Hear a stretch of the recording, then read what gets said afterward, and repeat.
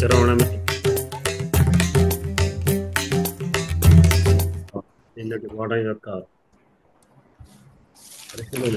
కదండి, అందరికీ అర్థం కావాలి. బోర్ కొట్టి నాకు కాదు అని అనుకోదు.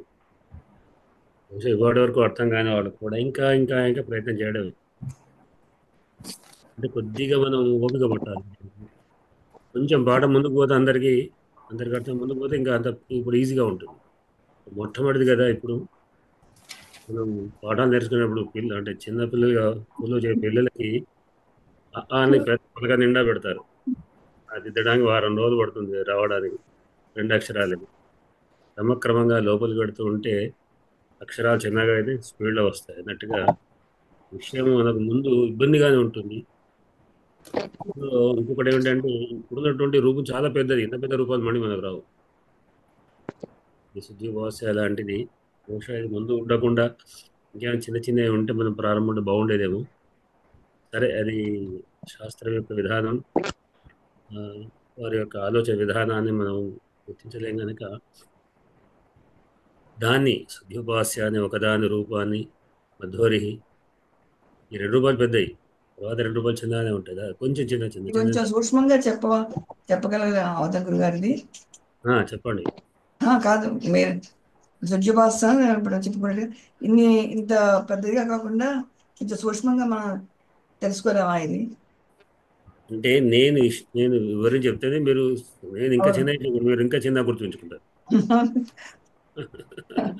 ఇప్పుడు రామాయణ మీద ఆయన ఆశ్చర్యం కానీ మేము చిన్నగా ఎంతదా అని చెప్పగలుగుతాం. ఆయన ముందే ఏదో చెప్తే మీరు దాన్ని విషయంగా చేసలేరు.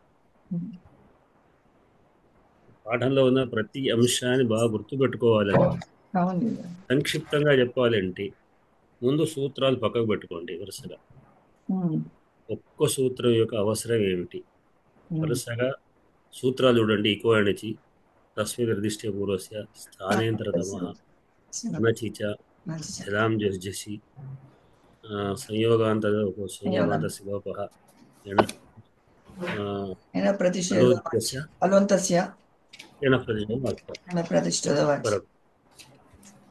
ఇక్కడి ఎందుకు చెప్పాల్సి వచ్చింది ఆ సూత్రం అంటే మనం సుధి ఉపాస్య ఉన్నది. సుధి ఉపాస్య దకారానికి ఇకారానికి ఉపాస్య సంక్షిప్తంగా చెప్తున్నాను మీరు అన్నట్టుగా. ఈ వీటిలో ఎక్కడెక్కడ ఇక్కులు ఉన్నాయి, ఎక్కడెక్కడ వాటి పరంగా అచ్చులు ఉన్నాయి అని అన్నప్పుడు ఇన్ని ఇక్కులలో ఇన్ని అచ్చులలో ఎక్కడ రావాలని ప్రశ్న కలిగితే రెండవ సూత్రం ముందు ప్రశ్న వేసుకోవాలి. మనం సూత్రము మనం యొక్క రూపం యొక్క స్థితి చూపించి అక్కడ అనుమానం కలిగిన తర్వాత రెండవ సూత్రంకి పోదాం. ఇక్కడ ఒక రూపంలో సుధి ఉపాస్య అన్న చోట ఎన్ని ఇక్కులు ఉన్నాయి, ఎన్ని అచ్చులు ఉన్నాయి సూత్రం చెప్పిన దాన్ని ఇక్కడ చూపించి ఇక్కడ ఏ విధమైనటువంటి స్థానాలు ఉన్నాయని ముందు మనం ఒకసారి చర్చించుకోవాలి. సుధిలో ఎన్ని ఇక్కులు ఉన్నాయి, ఎన్ని దాని పరంగా హక్కులు ఉన్నాయి. అంటే ఇప్పటి ఏం చెప్పింది, ఇక్కులకు అచ్చు పరంగా ఉంటే ఏనాదేశం అని చెప్పింది. కనుక ఇక్కడ ఎన్ని ఇక్కులు ఉన్నాయి, ఎన్ని అచ్చులో ముందు ఒకసారి ప్లాన్ వేసుకోవాలి. సూలో ఉకారం, ధకార ఈకారం వచ్చు, ధీ ఈకారం పరుపు వచ్చు, ఊ ఇక్కు దానికి వచ్చు. ఇన్ని 3 రకాల స్థానాలు ఉన్నాయి. వీటిలో ఎక్కడ రావాలి అనుమానం కలిగింది. అప్పుడు రెండవది పరిష్కారం చేస్తుంది. ఏమిటి? తస్మిన్ నిర్దిష్టే పూర్వస్య. వృత్తిని దాంట్లో కష్టపడకండి. దాంట్లో ఉన్నది విషయాన్ని బాగా సంక్షిప్తంగా మీరు అర్థం చేసుకొని అక్కడ రాసుకుంటే సరిపోతుంది. దాని మొత్తం అంతా ఆ సూత్రంలో ఉన్నటువంటి విభక్తుల్ని అవన్నీ మనకు అవసరం, మీకు అర్థం చేసుకోవడానికి మాత్రమే దాంట్లో పెట్టాం. కానీ సూత్రాన్ని సంక్షిప్తంగా మీరు పేర్కొండి అంతే. ఎక్కువ చెప్పారు అనుకోండి, ఎక్కువ సూత్రం చెప్పి ఎక్కువ కష్టపరంగా ఉండి ఎన్నాదేశం అంటే చెప్పారు. దాని మీద ఎక్కువ షష్ఠి ఇవన్నీ చెప్పక్కర్లేదు. కానీ స్థానధర్మ తస్మిన్ నిర్దిష్ట పూర్వస్య ఏం చెప్పింది, దాన్ని మనం అర్థం చేసుకున్నది ఏమిటి అంటే స్థానానికి వరానికి మధ్యలో మరొక వర్ణం ఉండకూడదు. దాంట్లో ఉన్న సప్తమి భక్తుల భక్తులు ఇవ్వక్కర్లేదు. దాంట్లో ఏం చెప్తుంది, స్థానానికి వరమునకు మధ్యలో మరొక వర్ణం ఉండకూడదు అని చెప్పడం వలన ఇక్కడ ఏముంది, మళ్ళీ మనం రూప సాధన ఒక ధీ ఈకారానికి ఉపాసన మాత్రమే ఉంది. అందుకే ఇక్కడ ఒక సమస్య అయిపోయింది. మళ్ళీ సమస్య ఏమిటి, ఎణాదేశం వస్తుంది. ఎణాదేశంలో ఎన్ అంటే ఏమిటి, మళ్ళొక సమస్య. ఎన్ అంటే ఇప్పుడు ఎవరన్నా ఏది రావాలి మళ్ళీ సమస్య వచ్చినప్పుడు 3వ సూత్రం ఏం చెప్తున్నది, స్థానేంద్రతమ. అనంతరతమ. అది మళ్ళీ అప్పుడు మన సూత్రం చెప్తాం. అందరం ఆయన చెప్పేది స్థానం అంటే ఏమిటి అంటే ఇది ఈ స్థానం అంటే స్థానానికి ఇది ఏ స్థానం పుట్టింది, ఈ స్థానం యొక్క వర్ణం ఏ స్థానం పుట్టింది.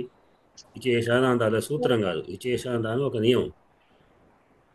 విశేషానంతాలు నియమాల ప్రకారంగా సూత్రాలు కేవలం పాణి చెప్పినే సూత్రాలు. అవును. కనుక ఇక్కడ విశేషానంతాలు అనేటువంటి ఒక నియమం ప్రకారంగా కనుక ఇక్కడ ఈకారం యకారం రెండు కూడా ఒకే స్థానంలో పుట్టాయి కనుక ఎండులో ఈ యాలకు మాత్రమే అవకాశం ఉంది కనుక స్థాన సమయం ఇకార యకారం అయిపోయింది. ఆ పరిష్కారం అయిపోయింది. ఇక్కడికి తర్వాత ఇప్పుడు ఆలోచించ ఇంకో కొత్త సూత్రం వస్తుంది. అది వేరే, ఇప్పుడు మనకు అనుమానం లేదు. ఈ సూత్రం ఏం చెప్తుంది? అనచిచ్చా సూత్రం. సూత్రం అచ్చకంటే పరంగా ఎన్ ఆదేశంగా వస్తుంది అని సూత్రం. సరే, అచ్చకంటే పరంగా అయినటువంటి ఎర్ర నాకు అనచ్చు పరంగా అంతే. ద్విత్వం ఏమిటి అంటే ఇక్కడ మనం ఇక్కడ మళ్ళీ రూపంలో చూపించుకోవాలి. సూత్రాన్ని సంక్షిప్తంగా వివరించి సూత్రంలో ఎక్కడ అది కన్వర్ట్ అవుతుంది. సూత్రంలో ఏముంది, మా సూత్రం కాదు, రూపంలో ఏముంది అంటే ఉపాస్య అన్నప్పుడు ఈ ధకారం అనేది ఎర్ర కనుక దానికి పూర్వత్వం కనుక ద్విత్వం వచ్చి శుద్ధదయ్యి ఉపాస్య అయింది. ఇక్కడికి అయింది. మళ్ళీ నెక్స్ట్ కొత్త సూత్రం ఏమిటి అంటే జల్లులకు జశ్వరంగా అంటే జస్సు వస్తుంది. ఇక్కడ జల్లు ఏది అంటే ధకారం జల్లు, మళ్ళీ రెండు ధకారం అనేది జస్సు కనుక దీనికి మూడు ధకారానికి జస్సు వస్తుంది. జస్సు అంటే జబగడ దశ. దీంట్లో ఏది రావాలి? మళ్ళీ స్థాన సమయం అంటే సరిపోతుంది. మళ్ళీ సూత్రం మనం పాత సమయం అది సూత్రం అక్కర్లేదు, ఒకసారి ఎప్పుడు సరిపోతుంది. స్థాన సమయం కనుక స్థాన సమయాన్ని మళ్ళీ అంటే మళ్ళీ అదే చెప్పుకున్నాక అదే ఉపబద్దు అని అది మనం ఏంటి ఇది ధకార అంటారు. ధకారం కదా, ధకారం కనుక ధృతురసానం దంత అందుకే తకార ఇది ఇదేంటి సుధుయ్యి తకారం రెండిట్లో తకారం అదే ఇది కనుక ధకారం అనేది రెండిట్లో స్థానం కనుక మహాప్రాణములు అల్ప ప్రాణం వస్తే దుయ్యి ఉపాస్య అయింది. తర్వాత ఇంకో సూత్రం ఇంకొక ఆదేశం మళ్ళీ వేరే సూత్రం అదేం చెప్తున్నది? సంయోగాంతస్య అనే ఆదేశం. ఇదేం చెప్తుంది? సంయోగాంతం లోపం. సంయోగాంతం అంటే ఏమిటి అని మళ్ళీ ఇక్కడ అనుమానం కలిగి మొత్తం పదానిక చివరి వర్ణానికి అని అనుమానం కలిగితే అయోంత్యస్య సూత్రం చెప్తున్నది ఆదేశాలు వచ్చి చివరి వర్ణానికి వస్తుంది అని చెప్పింది.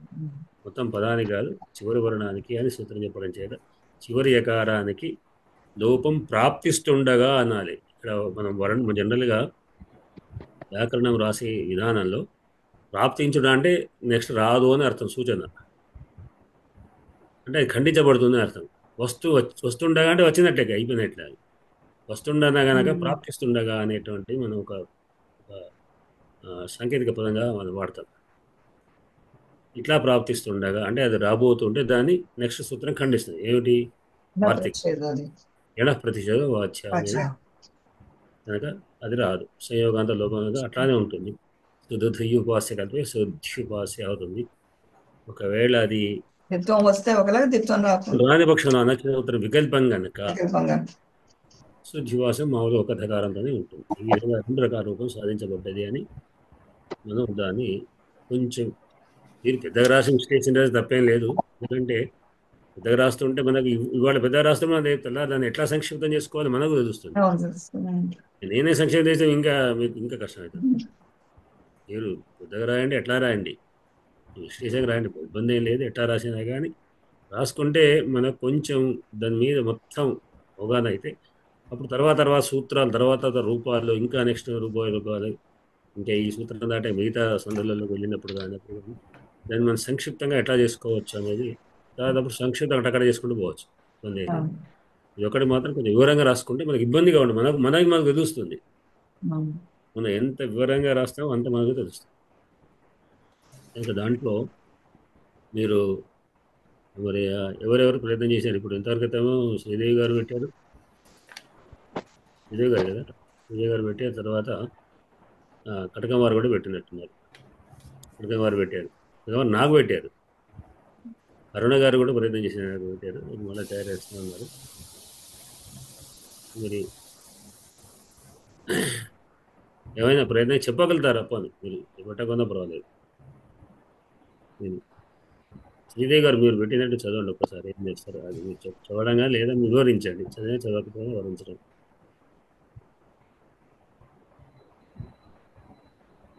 మీరు ఇప్పుడేంటి మధ్వరి చెప్పమంటారా? ఏదైనా చెప్పండి, పోనీ మధ్వరి చెప్పండి, దాంట్లో దానిలాగానే మధ్వరి చెప్పండి. మధ్వరిహి జనాదేశ సంధి, మధు ప్లస్ అరిహి అని ప్రతి విభాజన చేస్తాము, పద విభజన. ఇకో ఎనచి సూత్రం ప్రకారము రూపసాధనంగా చూస్తే ఇకహ ఎన అచి అని పదవి భాగం. ఇక్కులంటే ఈ అరులు అవుతాయి. అచ్చులు అచ్చులు అంటే ఈ ఊరిలో అచ్చులుగా తీసుకుంటాము. ఎన్ వ్యవహారాలు. ఇకో ఎనచి సూత్రంచే మధుహు అరిహి అని సూత్రం ప్రకారము ఇక్కులకు అనగా ఈ అరులకు అచ్చు పరమగునప్పుడు ఎన్ ఆదేశం అవుతుంది అని చెప్పుకుంటున్నాం.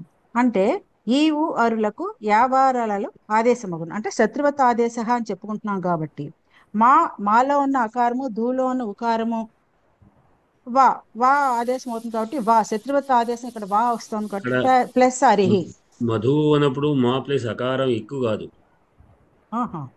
ఓ ఎక్కువ అవుతుంది కదా. ఆ ఈ ఊరులు ఎక్కులు అంటున్నాం కదా, ఈ ఊరులే మా ఆకారం ఎక్కు కాదు. ఓకే, మధు అక్కడ అక్కడ అక్కడ అనుమానం లేదు, మనకు అవసరం లేదు. అంటే చెప్పడం కాదు, దాని మీద మనం సందేహపడ అనుమానించాల్సిన అవసరం లేని స్థానం. పూర్వ రూపంలో ఉన్న ఆఖరి ఉకారం మాత్రం ఎక్కువ అక్కడ అనుమానం వచ్చింది. ఉకారము ఇదవుతుంది. ఇక్కడ మధులో మాలో అకారం ఎక్కువ కాదు కనుక ఇక్కడ ఏం రావాలంటే మధులో ఉకారానికి హరిలో అకారం మాత్రమే, ఇక్కడ లేదు. మిగతా వాడికి ఎక్కడ కూడా ఎక్కువ ఖర్చు పరంగా ఏమీ లేవు. మధులో ఉకారానికి హరిలో అకారానికి మాత్రమే. ఆ తర్వాత ఎక్కువ లేవు, దానికి అచ్చుపరంగా లేదు. రీలో ఇకారం ఉంది కానీ దానికి అచ్చుపరంగా లేదు. అవును, ఉకారం అకారం ఎక్కువ కాదు కనుక ఒక్క మధు అరి చోట ఉకారానికి, మధులో ఉకారానికి అరువ అకారం అనేది మాత్రమే పరంగా అక్కడ ఒక్క స్థానం మాత్రమే మనకు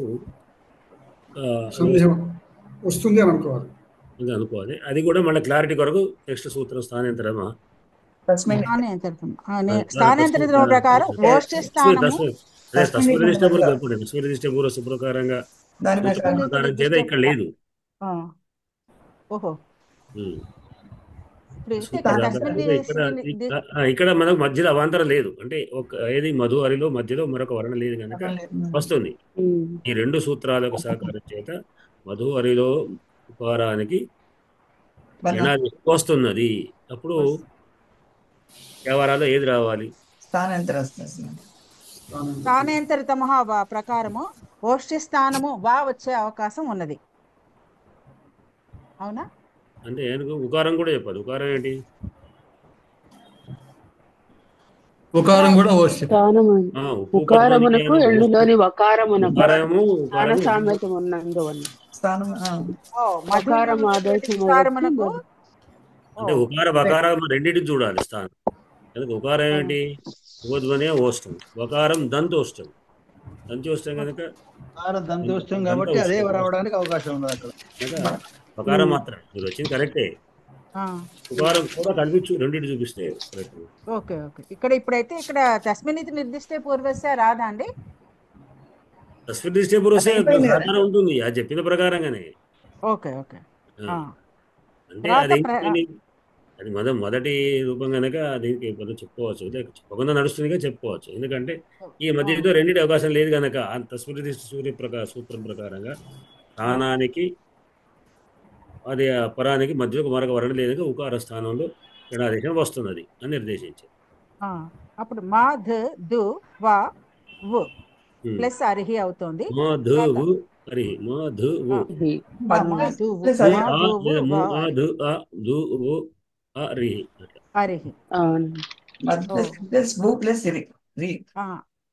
స్థానాంతరితమ ప్రకారము ఓష్ఠి స్థానం దంతోష్ఠి స్థానానికి ఇక్కడ సరిపోయింది కాబట్టి వచ్చే అవకాశం ఉన్నది. ప్రసంగే సతి సదృశతమ అనే వృత్తి ప్రకారము సదృశత్వం వాకే ఉన్నది. మాధు ప్లస్ అరిహి.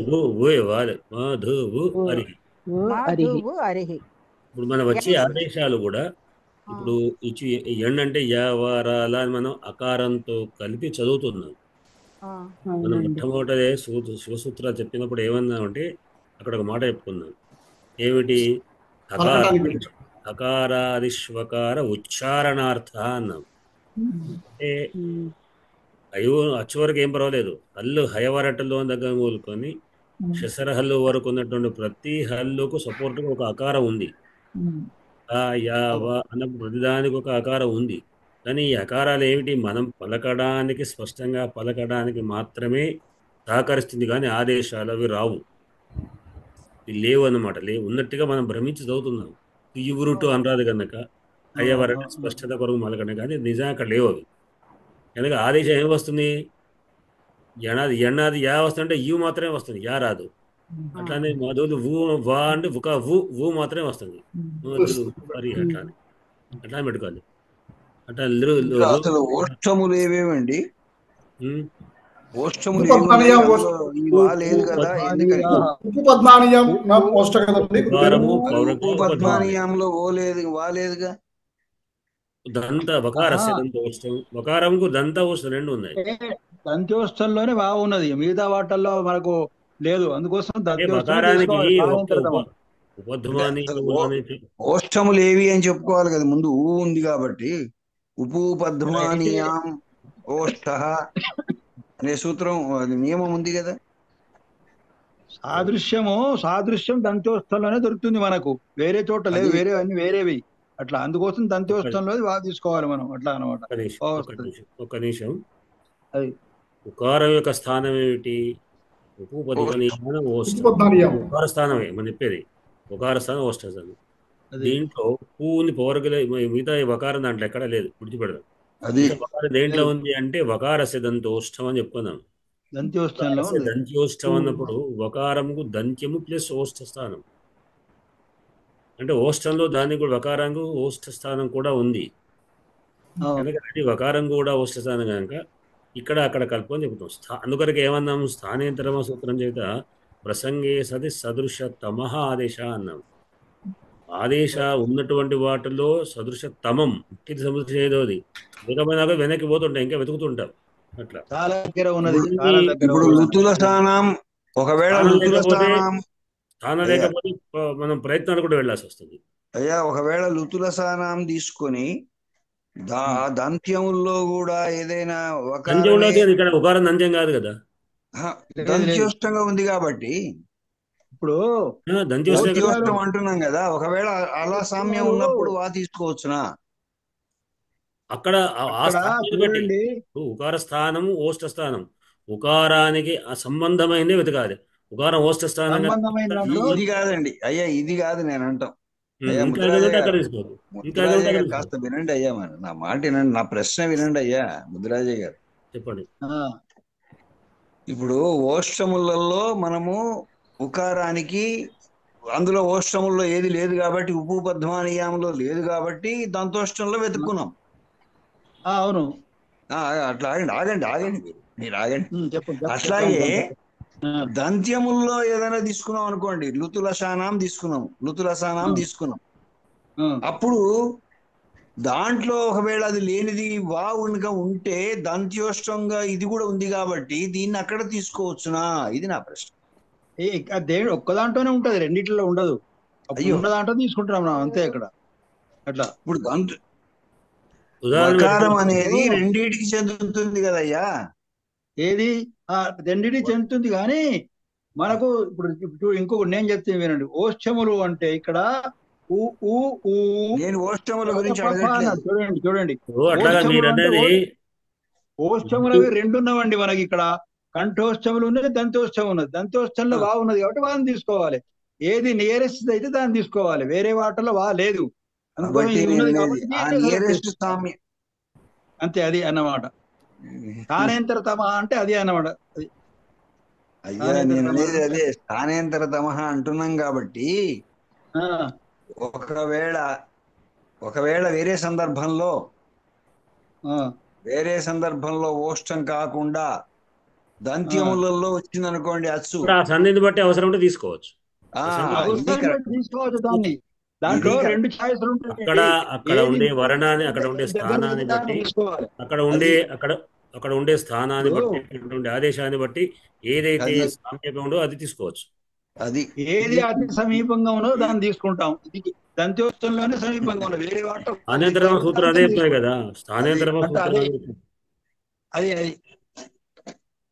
సరిగా చెప్పారండి, సరిగా చెప్పారు. స్థానేంతరమ సూత్రం ఏం చెప్తుంది అదే చెప్తున్నాయి కదా.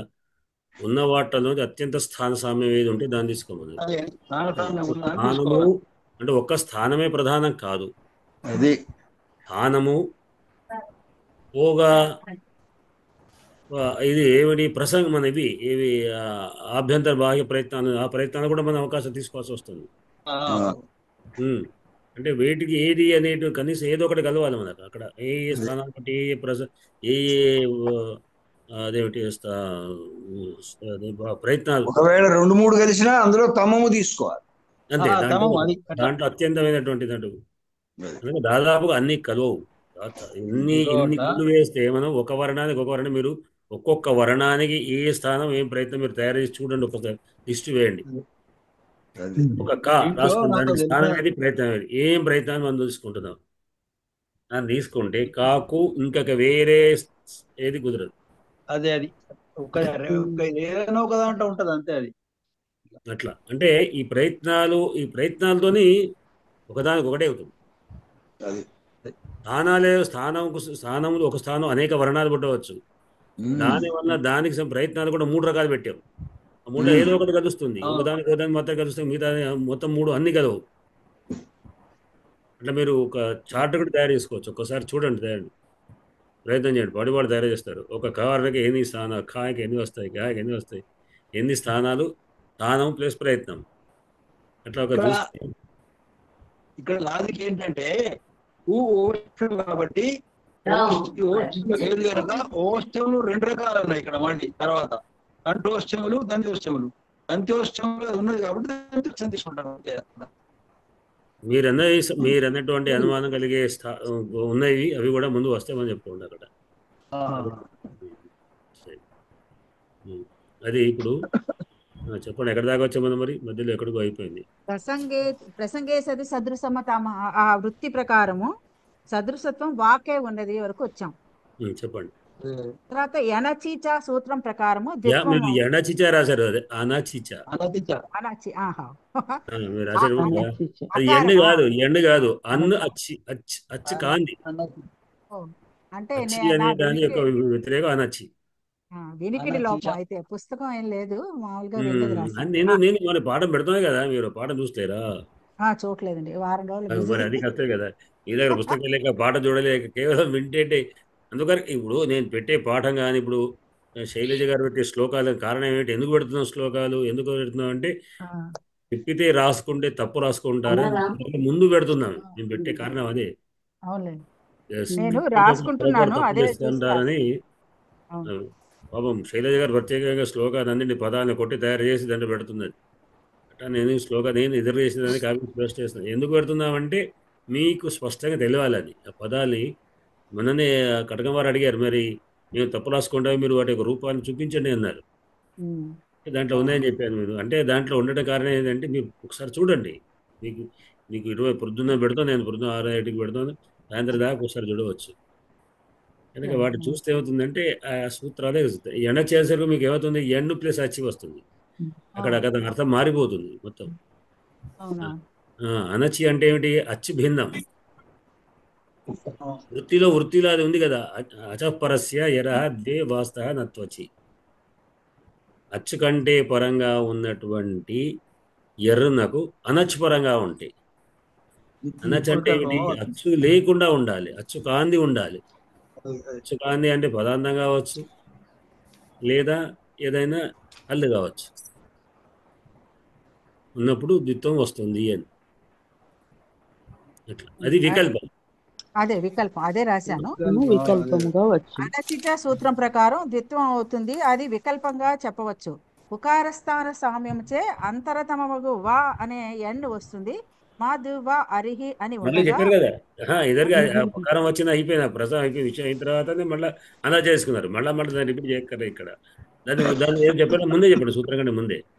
ఎందుకంటే అక్కడ వచ్చి మధువు అరిగి అయిపోయింది, అయినాక ఇప్పుడు మన చిచా తీసుకున్నారు. ఇప్పుడు జలం జసవంత ఇప్పుడు అనచిజా అయిపోయినారు అని చెప్పేప్పుడు ద్విత్వం వచ్చి మధుధువు అరిహి అయింది. రాని పక్షంలో కూడా మళ్ళీ ద్విత్వం రాని పక్షం కూడా మధు 2 రూపాయలు చూపించాలి. వచ్చినప్పుడు మధుధువు అరి, రానప్పుడు మధువు అరి అని అయిపోయింది. అక్కడ అయిపోయింది. మళ్ళీ కొత్త జలం జసవంతే అనే జస్వసంధి సూత్రం ప్రకారము జల్లులకు అంటే మొదలు శాషాసాహారు వరకు సవర్ణమైనటువంటి వర్గ తృతీయ వర్ణము అనగా జస్త్వము ఆదేశమగును. అనగా ధాకు ధ అనే వచ్చే మహాప్రాణం వచ్చి ద్విత్వం అవుతుంది. శుద్ధిప్యాసలో వలె దకారమునకు ద్విత్వం వచ్చి మధ్వ ప్లస్ అరిహి అవుతుంది. ఇకో ఎణితి ప్రకారం ఇక్కునకు అనగా ఇక్కడ మధ్వలో అకారము అచ్చుపరంగా ఉంటే అనగా అరిహిలోని ఆకారము ఎనాదేశం ఆదేశం అవుతుంది. మళ్ళీ రిపీట్ అయిపోయింది నేను రాసింది. అదే మరి ఎందుకు అవసరం లేదు. మధుధువు అరిహి అయిపోయారు అంతే. తర్వాత సూత్రం మనం ముందుకు పోవడమే. జస్వది అయిపోయింది. సంయోగాంత రూపస్య రాయలేదు నేను. మధ్వరి రూపం సాధనం అయిపోయింది రాశాను. ఎణ ప్రతిషేధం అంటే అక్కడికి అయినట్టే కానీ అయినా కానీ ఇంకొకటి వచ్చే అవకాశం ఉంది, అది కట్ చేస్తుంది. సంయోగాంత వచ్చి దాని మళ్ళీ చెప్పుకుందాం. రాశాను. అదే మధ్వరిహి అనే రూప సాధనం జరిగింది. జస్తమైన ద్విత్వం వస్తే మధ్వరిహి లేకపోతే మధ్వరి లేకపోతే మధ్వరిహి అనే రూపాలు వస్తాయి. ఎనహ ప్రతిషేధో వాచ అనే ప్రకారము వకారానికి సంయోగంతర లోపం ఉండదు. మధ్వరిహి అనే ద్విత్వం రావటాన్ని వికల్పంగా చెప్పచ్చు. మధోహ హరిహి అని విగ్రహవాక్యంగా గ్రహించగలము అని రాసుకున్నాం. అదే మధోహర అది చెప్తే పర్వాలేదు, కాకపోతే బ్రాకెట్ రాసుకోండి విగ్రహవాక్యం. ఇప్పుడు మనం విగ్రహవాక్యం చెప్పడం అవసరం అనుకుంటే దాన్ని ముందే మీరు టైటిల్ పెట్టుకొని మధ్వరి బ్రాకెట్లో మధోహరి అని రాసుకోండి. ఇకంతే ఇక్కడ మనకు సంబంధం. సంయోగాంతర అనేది రాయలేదు నేను. సంయోగాంత లోపం తర్వాతనే ఎణ ప్రతిశోధ. సంయోగాంత శోభము లోపం వస్తుంది అంటే ఎణ ప్రతిశోధ రాదు అని చెప్తుంది. అట్లా సంయోగాంత లోపం అనే సూత్రం ప్రకారంగా లోపం వస్తుందంటే మళ్ళీ ఎక్కడ వస్తుంది అంటే అలోంత్యస్య ప్రకారంగా పరివర్ణానికి వస్తుంది అంటే అని వస్తుందని చెప్పితే రాదు అని ఎడ అది రాసేసాను. అలోంతస్య అలహ అంతస్య ఆ నుంచి లా వరకు అంచమైన వర్ణానికి అంటే హల్లునకు సంయోగాంతర నిషేధం వర్తిస్తుంది. ఆదేశం వచ్చే స్థానంలో పరంగా మధ్యన వర్ణం ఉండకూడదు. అది ముందరే రాసేసాను, అందుకని ఈ చివరి రాలేదు. అది స్టెప్ బై స్టెప్లో రాయకుండా ముందర రాసేసాను ఆ సూత్రం. యాక్చువల్గా మీరు రాసిన నోట్స్ నేను చూడలేదయ్యా, కొంచెం ఏదో చూడలేని సందర్భం వల్ల. చూడండి, నేను ముందునే పెట్టేవాడిని కానీ ఎందుకు పెట్టలేదంటే మీరు ప్రయత్నం చేయాలని పెట్టలేదు. కానీ మళ్ళీ మీ ప్రయత్నానికి సహకరిస్తుంది మళ్ళీ నేనే పెట్టాను. నేను పెట్టానంటే మీరు సొంతంగా ప్రయత్నం చేస్తారని. అయితే మళ్ళీ కన్ఫ్యూజ్ అవుతారో ఎట్లా పెట్టడం అనే దాని కొరకు ఒకటి మళ్ళీ మొత్తం వివరణతో ఒక్కొక్క సూత్ర నెంబర్ ఇచ్చుకుంటూ రాశాను. అంటే ఈ సూత్రం ప్రకారం ఈ సూత్రం ప్రకారం ఇట్లా ఈ సూత్రం ప్రకారం ఎట్లా అంటే ఇప్పుడు వచ్చేసి దాని ప్రకారం కటకవారు మీరు చెప్పండి. ధాతృవంశాన్ని చెప్పుకున్నారు కదా, ద్రాంతోత్సవం లాకృతి కూడా రాశాను కానీ మిగిలిన వాళ్ళు చెప్పనండి. నేను ఈ 2 రాశాను, 4 రాశాను. సరే, దాంట్లో కటకవారు కూడా చెప్తారు. అయితే అవునవును చెప్పండి.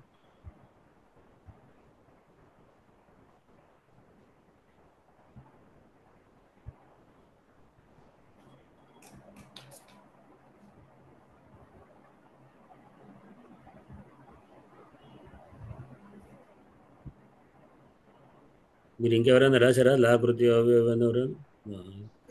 నేను రాయలేదు గురుగారు, రేపు నేను రాస్తాను. అన్నగారు ఏమేమి రాశారు మీరు?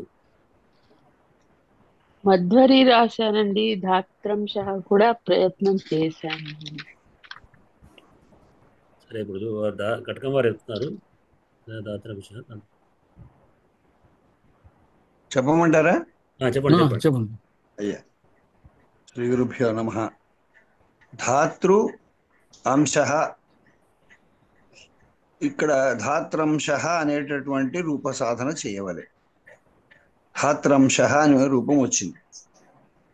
దీనికి ఉపయోగమైనటువంటి సంధి ఏమిటి అంటే మనకు ఇకో ఎణచి ఇక స్థానే ఎణ్ సెదచి సంహితాయాం విషయే ధాతృ అంశ ఇది స్థితే.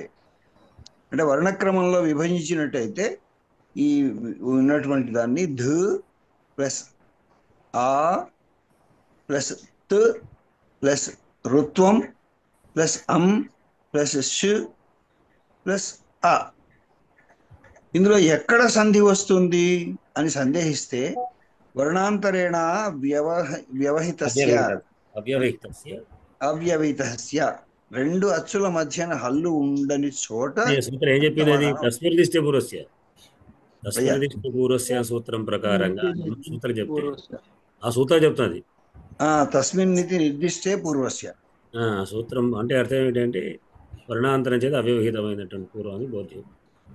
ఇక్కడ మనం తీసుకున్నట్టయితే ధ అనే చోట వస్తుందా సంధి అంటే దాని తర్వాత ఆ తకారం ఉంది కాబట్టి అక్కడ వచ్చే అవకాశం లేదు.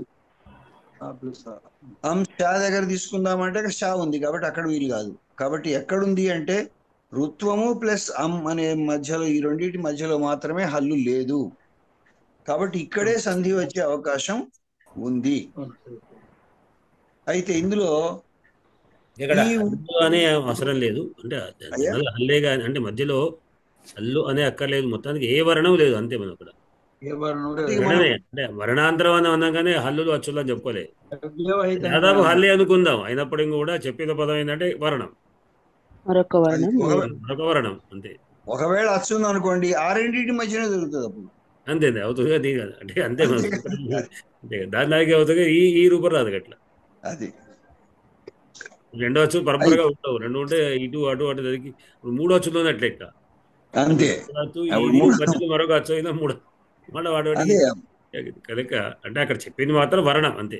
మీరు చెప్పింది అది కరెక్ట్ అయినప్పటికీ కూడా చెప్పింది లక్షణం ఏంటంటే వర్ణమే, సూత్రం ప్రకారంగా మనకి ఏం చెప్పబడింది వర్ణం అంతే. ఇప్పుడు ఇకహ అంటే ఇక్ ప్రత్యయం. ఇక్ ప్రత్యయం అంటే ఐవుండ్ రులుక్ లో ఆ లేదు, మిగతావన్నీ ఉన్నాయి కాబట్టి ఈ ఊ రు లు ఇంతవరకు ఉంటాయి. కాబట్టి ఈ ఊరుల స్థానంలో ఎణ్ అంటే ఎవ రట్ లణ్, అందులో ఎవర లా వస్తుంది. ఈ ఎవరలా ఏవైనా ఆదేశం కావచ్చు అనేది ఇందులో ప్రధానమైనటువంటి. అయితే స్థానేంతర తమహ అనేటటువంటి ఇందులో ఎవరలో ఏది వస్తుంది అనుకున్నప్పుడు రుకారం తొలగించి ఎవరల్లో ఏది వస్తుంది అని చూసుకున్నప్పుడు మనం రు అనేటటువంటిది యొక్క స్థానం ఎక్కడుంది, దాని జనక స్థానం ఏమిటంటే ఋటు రసానాం మూర్ధ అని చెప్పబడింది సూత్రం. కాబట్టి ఋటు రసానాం మూర్ధ అనే సూత్రం ప్రకారంగా ఇందులో ఉన్నటువంటిది ఎవరల్లో ఏది ఉంది అని చూస్తే రా మాత్రమే ఉంది కాబట్టి రు స్థానంలో రా ఆదేశంగా వస్తుంది అనేది ఇందులో ప్రధానమైనటువంటిది.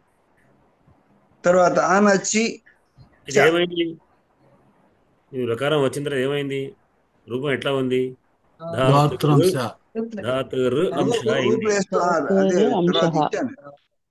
అంటే మార్చిందంటే ఏం చేసాం కూడా ఒకసారి చెప్పుకుంటే మన ముందుకు పోతుంది. ధాతు రు స్థానంలో రా వచ్చింది కాబట్టి ధా త్ రా వచ్చింది,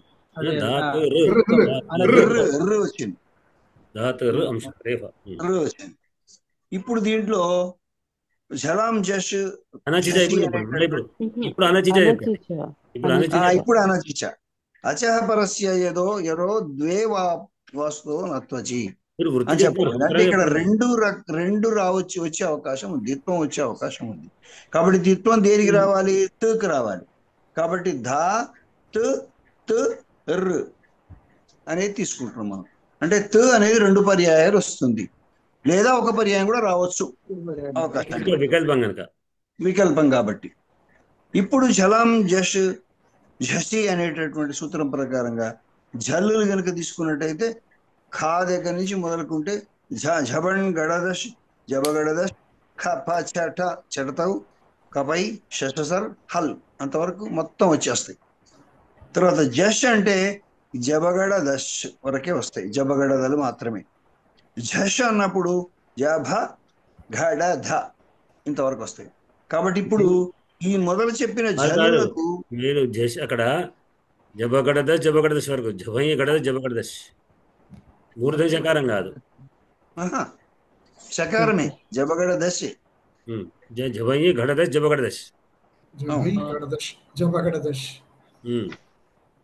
ఇప్పుడు వీటిలోంచి గడదశలో జస్సులు గనక వాటి ప్లేస్ లో వచ్చినట్టయితే అప్పుడు ఆ జస్సులను తీసేసి మనం దానికి సరళమైనటువంటి జబగడదలు పెడతాం అనేటటువంటిది ఇక్కడ. కాబట్టి ఇక్కడ ఇందులో అలాంటి అవకాశం లేదు. ఎందుకని ధా త్ త్ ర్ ఇచ్చాం కాబట్టి ఇక్కడెక్కడ కూడా మహాప్రాణాలు లేవు. కాబట్టి మహాప్రాణాలు మహాప్రాణ పదం వద్దు, మహాప్రాణం కాదు, మహాప్రాణం అక్కడ చెప్పలేదు. జస్సు అన్నప్పుడు 3, 4 వర్ణాలు రెండు, అదే 3, 4 అల్పప్రాణాలు మహాప్రాణాలు రెండు ఉన్నాయి. జపస్సులో అల్పప్రాణాలు మహాప్రాణాలు కాకపోతే అవి జల్లులు కావు. ఇక్కడ తకారం జల్లు కాదు, అంతే, జల్లే కాదు. మీరు మహాప్రాణ పదం అక్కర్లేదు. కాబట్టి ఇవి రావు. కాబట్టి ఇక్కడ ఈ సూత్రం వర్తించదు. మీరు జస్ అనే పదానికి మహాప్రాణాలు అనుకుంటున్నారు. మహాప్రాణం కాదు. జభయ్య ఘడదశ్ జబగడదశ్ కనుక అంటే వర్గలో తృతీయ చతుర్థ వర్ణాలు అల్పప్రాణ మహాప్రాణాలు కలిపి ఉన్నాయి వాటి స్థానంలో. కనుక ఇక్కడ ఏది లేదు తకారాలు. కనుక కాబట్టి ఇక్కడ ఆ రకంగా వచ్చే అవకాశం లేదు. కాబట్టి ధ త్ ర్ అంశ అనే మాత్రమే ఉంటుంది. ఇప్పుడు మనం సంయోగాంతస్య లోప అదర్శనం లోప కనిపించకుండా వెళ్ళేది ఏమిటి అంటే ఇందులో ర అనేది కనిపించకుండా పోతుంది. కాబట్టి అప్పుడు ఇక్కడ అలోంతస్య రకార లోపం ఏర్పడి యణః ప్రతిషేధే వాచ్య ధాత్రంశ అనేది రూపం ఏర్పడుతుంది. ఆ ధాత్రంశ అని తాకు తావత్తు 2 సార్లు వ్రాయచ్చు, లేదా ధాత్రంశ అని ఒకసారి తకారం తీసుకోవచ్చు. ఈ రకంగా 2 రూపాలు ఏర్పడతాయి అనేటువంటి సంయోగాంత లోపం అనేటువంటిది అనువర్తించబడదు అని ఈ రూపాలు దేంట్లో కూడా రాదు. అంటే కాకపోతే సూత్రం చెప్పుకోవడం రాదు అని చెప్పుకోవడం 2 రకాలుగా ఉంటుంది అనమాట. అట్లా అన్ని శుద్ధిపాసే కానీ మధ్వరే కానీ ధాత్రంశ కానీ లాకృతి కానీ ఓటు దేంట్లో కూడా అది అనువర్తించబడదు. మరి లాకృతి ఎవరు చెప్తారు? శైలజ గారు చెప్తారా లాకృతి?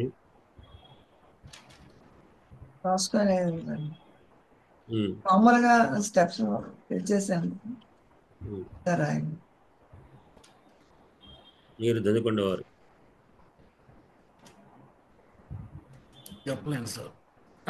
నరాకృతి అవుతుంది అని అయితే అనుకుంటాను, కానీ చెప్పలేదు. మీరు అక్కడ కూడా నరాకృతి నరపదమాయి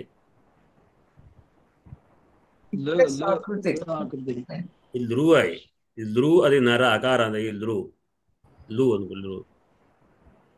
నరాకృతికి దీనికి సంబంధం లేదు. తెలియలేదు సార్. ఎవరు ప్రయత్నం ఆకృతి కూడా ఎన్ని సూత్రాలు వర్తిస్తాయి గురుగారు దీనికి?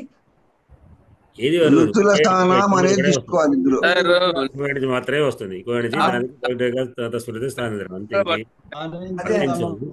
వర్తించవు కానీ ఊరికే మనం ఇవన్నీ వస్తుందా అని చెప్పుకుని ఇది లేదు అని చెప్పుడు పోవడమే. ఎందుకంటే ధ్రువ ప్లస్ ధ్రువ ఒకటే పదం ఉంది, ఒకటే ధ్రువ ప్లస్ ఆకృతిలో నాకు తెలిసినంత వరకు ప్లస్ ఆకృతి అని వచ్చినప్పుడు మనం ఎక్కడ సంధి ఏర్పడుతుంది అనుకుంటే ఇప్పుడు లు అనే తీసుకోవాల్సి ఉంటుంది. అది అచ్చులోంచి హల్లులా రావడం రాదే తీసుకోలే కదా. అది అయితే నిరాకృతి అయితే నా కింద నాకు రేపం వచ్చేసి నిరాకృతి అవ్వాలి. ఎక్కడుంది ఇక్కడ? ఎక్కడుందయ్యా?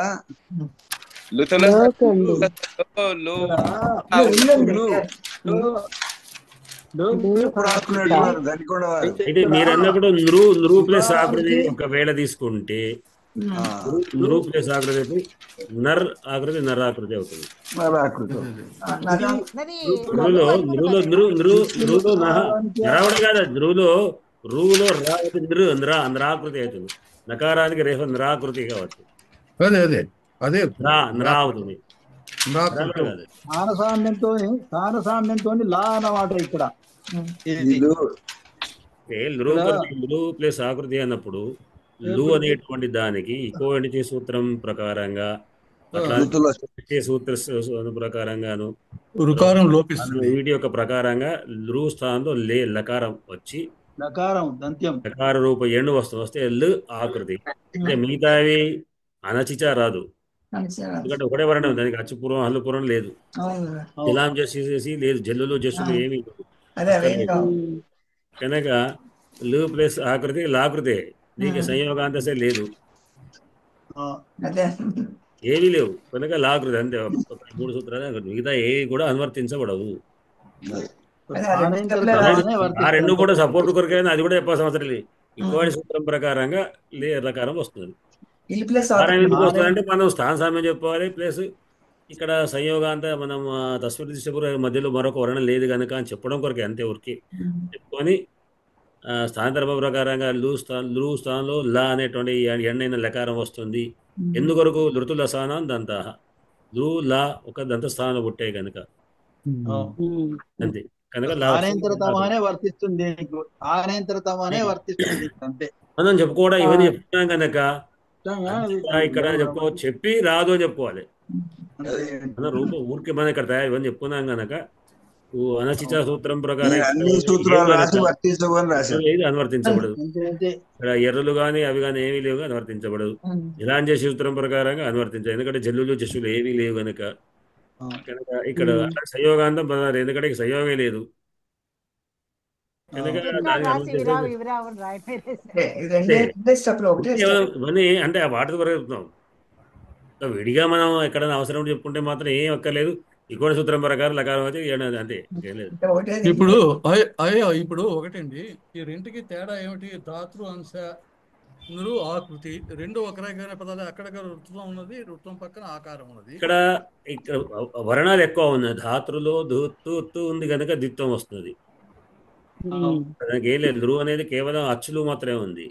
ఇక్కడ ధాతువులో దాని వెనుకకు తకారం ఉంది కనుక ద్విత్వమైన తకారానికి ద్విత్వం వస్తుంది. ఆ ద్విత్వము అదేంటి అనచేపగా వికల్పంగా రావడం వస్తుంది. జల్లు చేసి రాదు, జలాం చేసి రాదు, ఎందుకంటే జల్లుగా చేసి కాదు. దానికి ధాత్రాంశాలకు జలాం చేసి లేదు. జలాం శుద్ధ్యుపాస మధ్వరి ఒకేలాగా ఉంటాయి రూపాలు, అంటే మొత్తం రూపాలు వస్తాయి.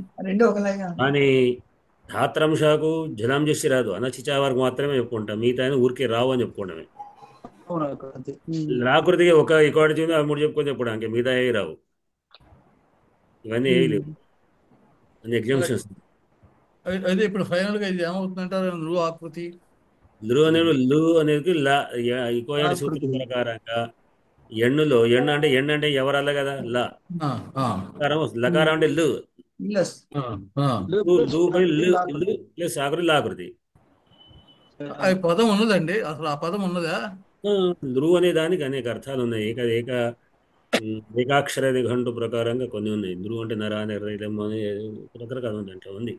నేను మీకు చెప్పండి చెప్తాను. ఇప్పుడు నేను చూశాను కూడా ఉన్నాయి. లక్ష్మీదేవి అర్థంకి ఏదేదో రకరకాల మాత అనే అర్థం ఉంది. ఏకాక్షర పద నిఘంటులో ఉన్నాయి. దీంట్లో కూడా మీకు అప్పుడు నా కింద లావత్తు వస్తుందా లేకపోతే లాకృతి అయినా? లా అంతే, ఒకటే లా లా అంతే, లాకృతి.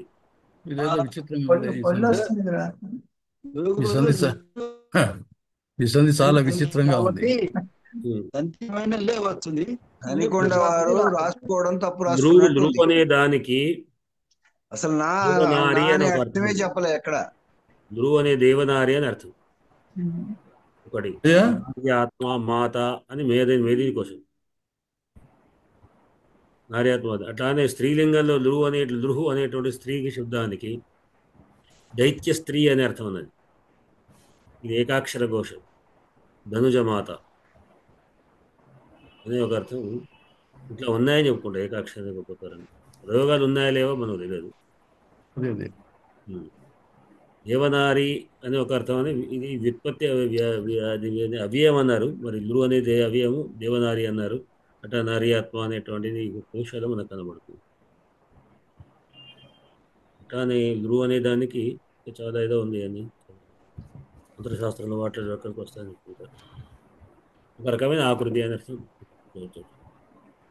ఇది 2 రకాల లాభం అండి. ధనుజనారి దైవనారి అని ఉంటే ఎట్లనే వాడుకోవచ్చు.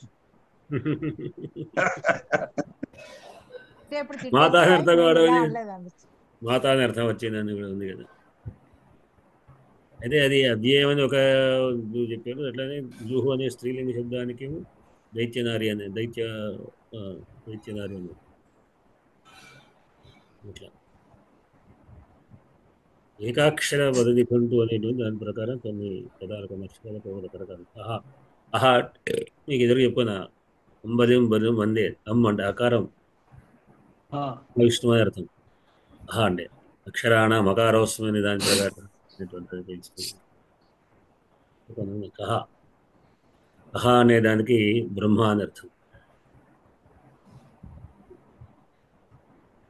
అనే ఖ అంటే ఆకాశం. ఖ అంటే ఆకాశం. అంటే ఆకాశం. కొన్ని చివరిగా చేర్చేప్పుడు గహ అలాంటివి పొందుట అనే అర్థంలో వస్తుంది. ఖగహ ఆకాశంలో గా వెళ్ళినటువంటిది. దాంట్లో ఇవ్వడం లాంటి అవి అంటే చివరి పాదాంతంగా వచ్చేటువంటివి ఉన్నాయి.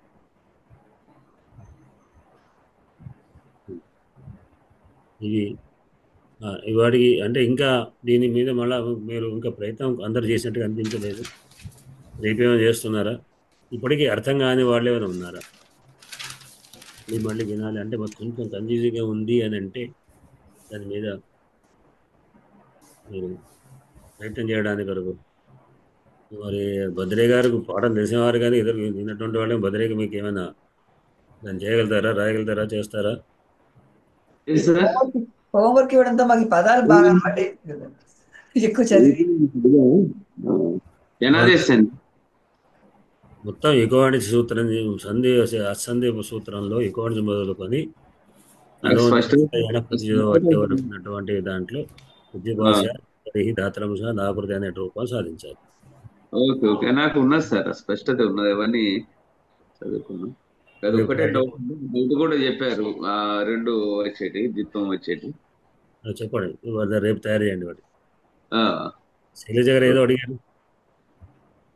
మీరు హోంవర్క్ ఇవ్వడంతో మాకు ఇవి బాగా నోటి బాగా వచ్చే చదవడం వలన, ఎక్కువ చదవడం వలన కొంచెం నేను మీకు నేను పెట్టేది పాఠం కదా, దాంట్లో మీరు చేయాల్సింది ఏమీ లేదు.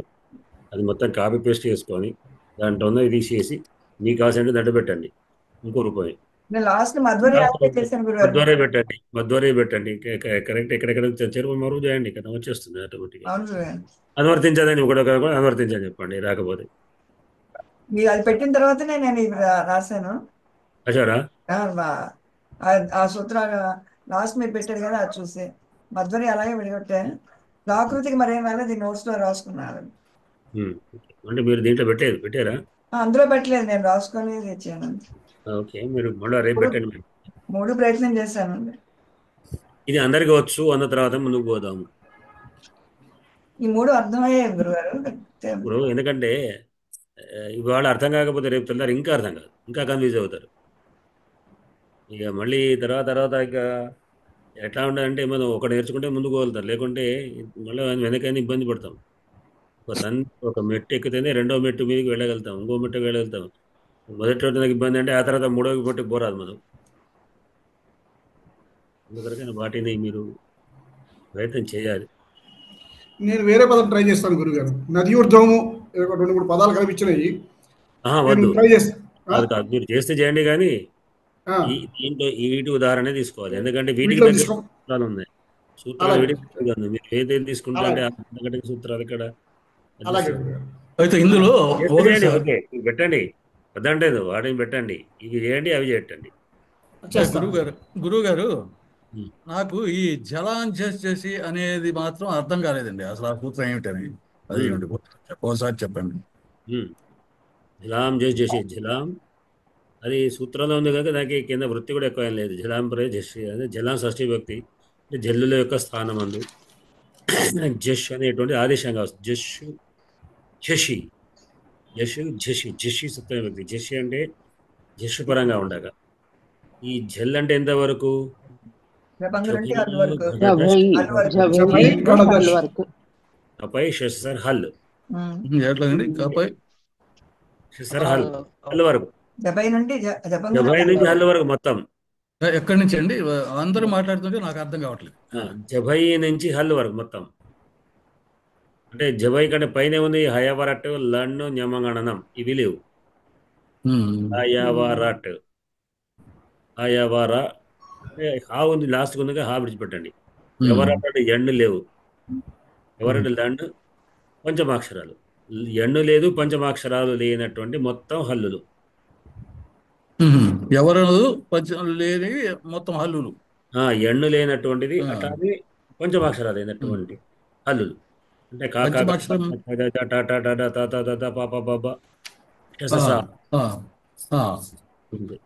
వీటిని జల్లులు అంటాం. ఈ జల్లుల యొక్క స్థానంలో ఈ వర్ణాల్లో ఏ వర్ణం ఉన్నప్పటికీ కూడా దానికి ఝష్ పరంగా ఉంటాయి. మళ్ళీ ఝష్ అంటే ఏమిటి? జభయ్యు ఖడదశ్ జపగడదశ్ వరకు మూర్ధ చకారం కాదు అక్కడ. జష్ మూర్ధనే చకారం ఇస్తేనేమో జష్ అంటేనేమో జభయ్య గడదశ్ మహాప్రాణాలు మాత్రం. అక్కడ మనం అది కాదు జభయ్య గడదశ్ జపగడదశ వరకు కూడా. అంటే వీటిల్లో అంటే నిజానికి జశ్వాదేశం కదా ఉన్నా లేకపోతే కనుక అవి తీసుకుంటే వాటి యొక్క స్థానంలో అంటే వర్గ యొక్క తృతీయ చతుర్థ వర్ణాలు జభై గడదశ్ జపగడదశ్ ఇవి పరంగా ఉంటే ఈ మొదటి యొక్క జల్లు యొక్క స్థానంలో జష్ వస్తుంది. జష్ అంటే ఏమిటి? జష్ ఇక్కడ మహాప్రాణంగా జష్ అంటే జబగడదశ్ అంటే గజడ దెబ్బలో అని అర్థం. ఇదే జస్వ సంధి. నేను జస్వ సంధి తెలుగులో మీరు వాడుకుంటారు. జస్వ సంధి అనే పదం మీరు వినే ఉంటారు. ఈ జస్వ సంధి అనేటువంటిది ఏమిటి అంటే గజడ దెబ్బలు రావడం. అదే గజడ దెబ్బలు వస్తాయి. దేని స్థానంలో? జల్లుల స్థానంలో. సరళాదేశం అంటారు తెలుగు దీనిలో. సరళాదేశము అంటారు తెలుగు సంధిలో. సరే అదే కదా. అంటే సరళాదేశం యొక్క నియమాలు నాకు తెలియదు. నేను తెలుగు వ్యాకరణ జరుపుకున్నాను కదా కనుక మరి వీటికి వస్తుందా ఇంకా తెలుగు నియమాలు ఏమన్నా తెలుగులో తెలుగు పదాల నియమాలకు పోవచ్చు నాకు తెలియదు. ఎందుకంటే దాన్ని నేను క్షమించబడుకుంటాను ఎందుకంటే నాకు తెలియదు కనుక. కేవలం తెలుగే సరళాదేశం. కేవలం తెలుగే అది సరళాదేశం. కాదు ఎట్లాగంటే కాదు వాక్ ప్లస్ రూప వాగ్ రూప ఏంటి అది సరళాదేశమే. కాదు ఇది సంస్కృత సంధి. వాగ్రూప ఓకే అది కూడా జస్ట్ సంధి. దీన్ని సరళాదేశం ఇక్కడ తెలుగులో సరళాదేశం అలా చేయకూడదు. అయితే జలాం జిషో అంతే సూత్రం ఉన్నది. జలాం జిష్ అంతే పాదాంతమందు అంటే వాక్ పాదాంతం వాగ్ అయింది. అనుకొరకే తత్ తద్ అట్లానే వాగ్ వాగ్ వాగ్ వాగ్ వాక్ శబ్దం వాగ్ కూడా మనం చెప్పుకున్న తప్పలేదు. పాదాంతమందు ఉన్నటువంటి జల్లులు జస్సులు అవుతాయి. సూత్రం ఇది ఇట్లాంటిది కానీ మనం ఇంకో చోట వాడుకుంటాం దాన్ని. ఆ సూత్రం ఇదే విధంగానే ఉంటుంది కూడా. అంటే సరళాదేశం. తెలుగు పదాలు సార్ సంస్కృతాన్ని తెలుగును అసలే మిక్స్ చేయకండి. అంటే అట్లా కాదు ఇదే సేమ్ అదే అక్కడ అని అది ఇక్కడ రెండిట్లోనూ ఒక సూత్రమే వస్తున్నది అని నేను అక్కడ సరళాదేశమే ఇక్కడ పూచన్ ఏదో చెప్పారు కదా. పూచన్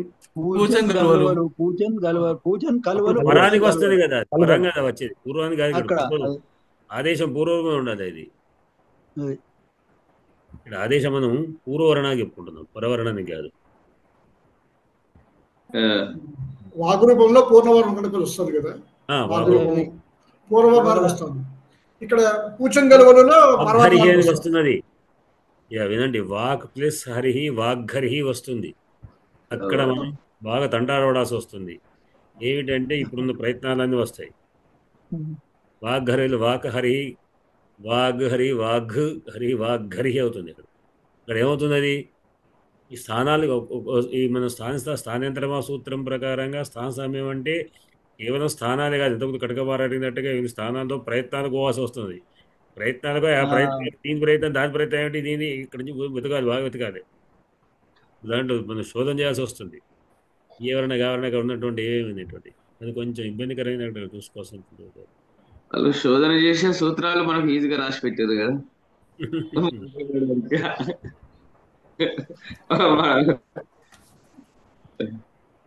అది ఇప్పుడు మీకు అర్థమైంది కదా. జల్లు నాకు జష్ పరంగా ఉంటే జష్ ఆదేశంగా వస్తుంది. జషి ఆదేశంగా వచ్చి ప్రత్యాహారం మీద బాగా ఉండాలి, పట్టు ఉంటే ఈజీ ఉంటది. ప్రత్యాహారం మాత్రం మీరు ఒక్కసారి చదవాలి. రోజు పర్ఫెక్ట్ రావాలి. ఒకసారి మీరు వాటిని కూడా చదవాలి. ఎప్పుడు మనం ప్రార్థన కాగానే ఏవండి ఏవి చదవాలంటారు? ఏవి రేపటి చదవండి. ఐవుండ్రులుక్ అండి, ఐవుండ్రులుక్ ఏవోన్ ఐవోచ్ హేవరట్ లర్న్ గమనం ఛబన్ గడదష్ ఖప చట చడతౌ కపై శశసర్ ఇవి రావాలి. వీటితో ప్రత్యాహారాలు చేయడం రావాలి. ఆ సూత్రాలకు అర్థం తెలియాలి. ఆ సూత్రాలకు అర్థం తెలియాలి.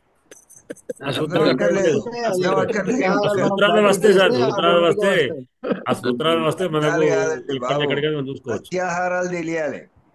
అవి నోటికి ఉంటేనే జల్ అంటే ఏమిటి, జస్ట్ అంటే ఏమిటి, జస్ట్ అంటే జల్ అనగానే జా నుండి లకారం ఎక్కడ దాకా వచ్చింది, జా నుండి షకారం ఎక్కడికి వచ్చింది, అలాగే జస్ట్ అన్నప్పుడు జా నుండి షకారం ఎక్కడి వరకు వచ్చింది, అది మనకు కావాల్సింది. అది ప్రత్యాహారం తెలిస్తే కేవలం మౌనంగా చదివితే రాదు. అదే అబ్రివేషన్స్ నేను చెప్పేది కంఠం ఉపయోగిస్తేనే కంఠస్థం వస్తుంది. అంటే కంఠాన్ని ఉపయోగించాలి. అవి అబ్రివేషన్స్, వాటి ఫుల్ ఫామ్ తెలియాలి. మన నోటికి రావాలంటే నోటితో వస్తే నోటికి వస్తుంది. నువ్వు కొంచెం గట్టిగా వాటిని చదవాలి. వాటి ఒక రోజుకు 4-5 సార్లు చదివినా చాలు. మీరు ఈ కనీసం ఈ చదివే టైంలో ప్రార్థన చదివిన తర్వాత కూడా ఒక్కసారి అందరూ చదవండి. ఏం చెప్పాను నేను, ఒక్కడు చదవండి కానీ మిగతా వాళ్ళు మ్యూట్లో పెట్టుకోండి అని. అంటే మ్యూట్లో పెట్టి చదవండి. అందరు చదివితే గోలగోలాగా ఎవరికి ఏమి ఉండదు, ఏమి చదువుతుందో తెలియకుండా మ్యూట్లో పెట్టుకొని మీరు చదవండి. ఏంటో మనకు మీ ఇంట్లో మీ రూమ్లో మేనేజర్లాగా చదివినా చాలు, కానీ ఓవరాల్గా ఖచ్చితంగా రావాలి, చదవాలి. చదివితేనే అవి మొత్తం వస్తేనే. ఎందుకంటే అక్షరాలు నేర్చుకుంటేనే పదాలు మనం రాయగలుగుతాం.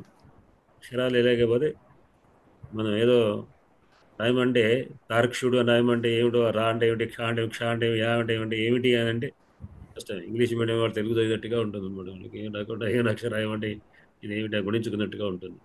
అందుకే వాటిని రావాలి, వస్తే దేంటికైనా వదులుతారు.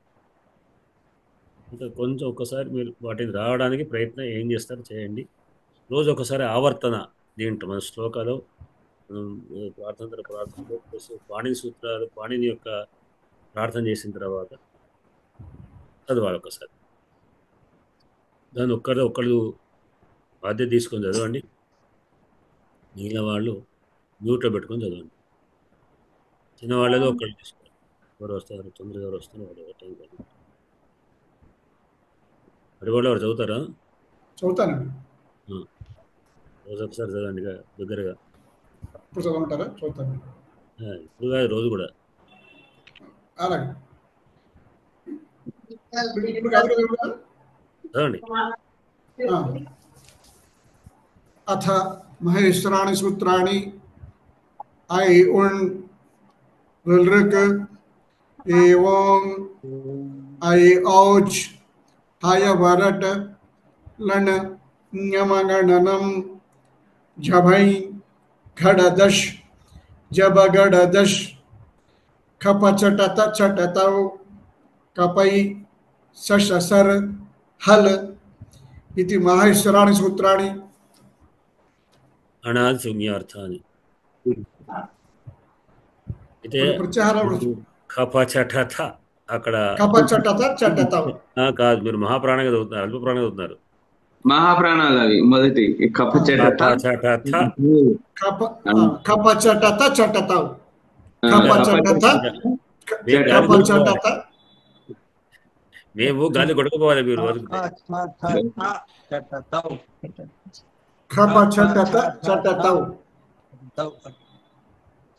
మీరు ఎవరు చదివినా కానీ అదే దాంట్లో పేస్ట్ గురించి చదివితే ముఖం మీద వస్తే వాసన అని చెప్తుంటే ఇట్లా వస్తున్నట్టుగా ఇట్లా మీరు ముందు పెట్టుకోండి.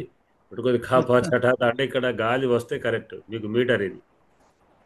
ఖాపా చటాత చటతవు చటతవు రాదు. ఖాపా చటాత మహాప్రాణానికి వస్తుంది గాడు. పెట్టుకొని మీరు ప్రయత్నం చేయండి. సంస్కృతం చదువుకున్న వాళ్ళు ఖచ్చితంగా అల్పప్రాణ మహాప్రాణాలు తెలిసి ఉండి ప్రతి పదంలోనూ మనం వాడే ప్రతి పదంలోనూ కూడా మహాప్రాణం స్పష్టంగా పలకాల్సిందే. నేర్చుకోవాల్సింది. ఇలా వాడకు అందరికీ రావాల్సిందే. కనీసం మనకైనా పదాల మీద తెలుసు కనుక, అర్థాలు తెలుసు కనుక ఎవరికైనా వాటిని మనం ప్రయోగంలో అల్ప మహాప్రాణంగానే ప్రయోగించడం ప్రయత్నం చేయాలని కూడా అనేదండి. మనకు సమయోతీత వరకు అందరికి కూడా శుభరాత్రి. స్వస్తి ప్రజాభ్య పరిపాలయంతాం న్యాయేన మార్గేణ మహీమహీషాః గోబ్రాహ్మణే శుభమస్తు నిత్యం లోకాః సమస్తాః సుఖినో భవంతు. స్వస్తి. ధన్యవాదాలు గారు. ధన్యవాదాలు గురుగారు. ధన్యవాదాలు. ఏం చేస్తున్నానండి?